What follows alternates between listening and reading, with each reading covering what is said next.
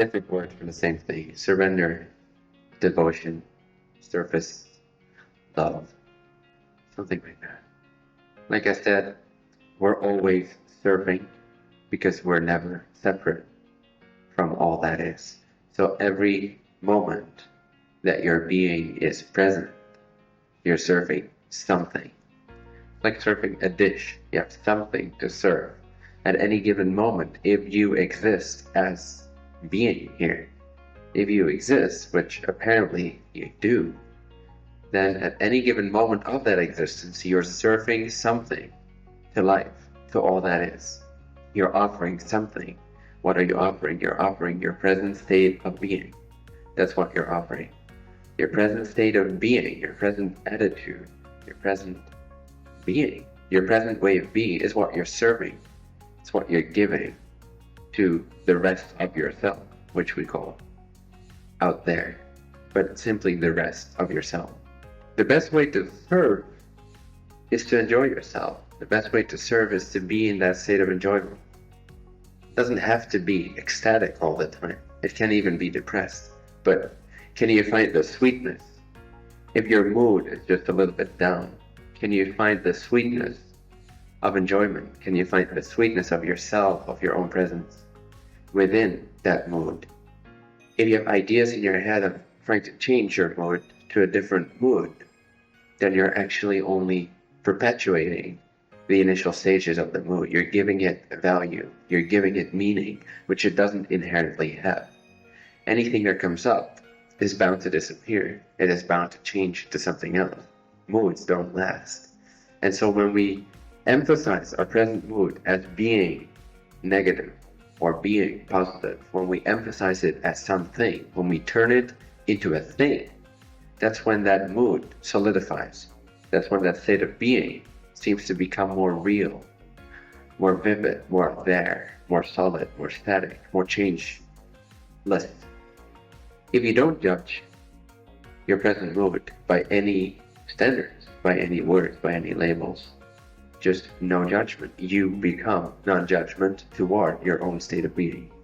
Then your state of being shifts from being tied to the mood you're in to a deeper reality, to a deeper state of being, of enjoying yourself, as well as its connection to the rest of yourself. If you're not trying to change because you're not labeling your initial state of mind, you're not labeling, you're not describing your initial mood, then it doesn't turn into anything. It just remains this open presence that you don't have to do anything with.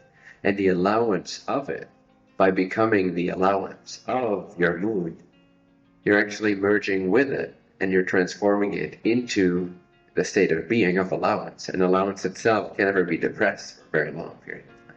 So by allowing whatever it is, you're actually giving it space to transform into that which it was already about to transform into. But you're just speeding up that process because you're not getting stuck in the label of depression or tiredness or exhaustion or just having your period or whatever it is.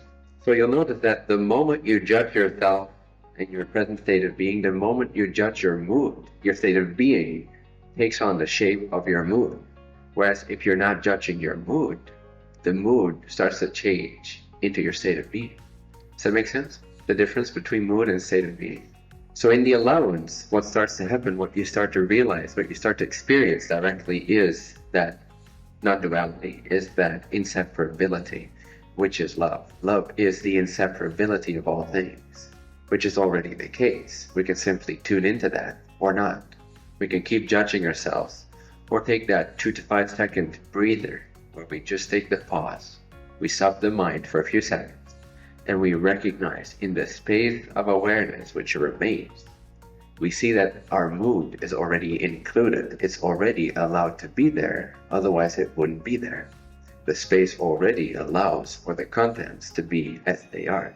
You cannot accept that or not accept that. It's already allowed. It's already part of existence. It's already part of that aware being, which we all are. And if you see that, you become that. Whatever you see, you be. Whatever you see, you become. So where you place your attention, what you choose to recognize. If it is the labeling and the judging, then that's what your state of being becomes. That's what it embodies. Whatever you see is what you embody. So if instead you decide to see the inseparable ground of being from which all these emotions never leave, from which all these moves spring, like the tablecloth can be pulled in many different shapes, many different sizes, many different roundtops. It can even form two individuals and start looking at itself and pretend it's separate. Oh, hello. Oh, what show they? Tablecloth. Oh, wait. Okay, let's come up with different names. So you see, the tablecloth is never separate, even though it pretends to play separation. It plays separation. And that goes for all of us here. We're not really separate. Only on the level of appearance. Only on the level, not even on the level of appearance. Even appearances are, by their very essence, inseparable. They are that one tablecloth of being. But when we label, when we start to think about things, about separate things, that's when it starts to solidify into the sense of separation. But inherently so, there is no sense of separation in anything. It's only due to our descriptions, due to our stories, due to our way of seeing things, our point of view, that things appear separate. But all that appears separate is not separate. Even the sense of separation is just another shape of the one inseparable being. So even the sense of separation doesn't need to be gotten rid of, because the moment you judge your sense of separation, you become the sense of separation. When you allow the sense of separation, you remain in the frequency of allowance, which is closer to the natural state than the ideas about separation. And so you feel more enjoyment, you feel more aliveness, you feel more connection, because your present frequency, your present state of being that you're embodying is closer in its alignment to the truth of unity.